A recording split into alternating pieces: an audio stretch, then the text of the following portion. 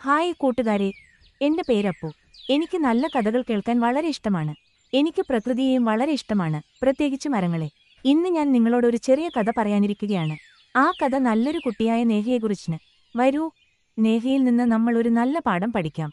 തയ്യാറാണോ? കഥ തുടങ്ങാം. നേഹ എന്ന 9 വയസ്സുള്ള ഒരു പെൺകുട്ടി ഒരു മനോഹരമായ സ്കൂളിലാണ് പഠിച്ചിരുന്നത്.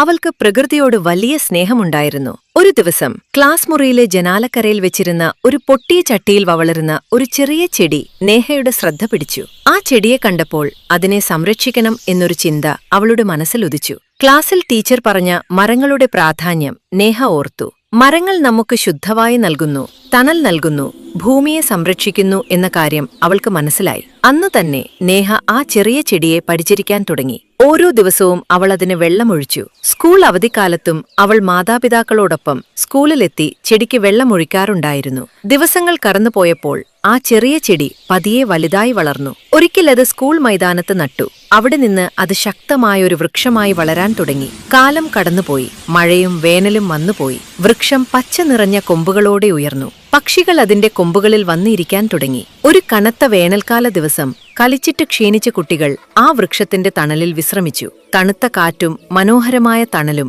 അവർക്കെല്ലാം ആശ്വാസമായി. ആ വൃക്ഷത്തെ നോക്കിയപ്പോൾ നേഹയ്ക്ക് സന്തോഷവും അഭിമാനവും തോന്നി. ഒരിക്കൽ അവൾ പരിചരിച്ച ആ ചെറിയ ചെടി ഇന്ന് അനേകർക്ക് ആശ്വാസമാകുകയായിരുന്നു. നേഹയ്ക്കന്ന് ഒരു വലിയ പാഠം മനസ്സിലായി. ഇന്ന് നട്ട ഒരു മരം നാളെ അനേകർക്ക് ഉപകാരപ്പെടും. ഗുണപാഠം: മരങ്ങൾ നട്ടാൽ പ്രകൃതിയും മനുഷ്യരും ഒരുപോലെ സംരക്ഷിക്കപ്പെടും.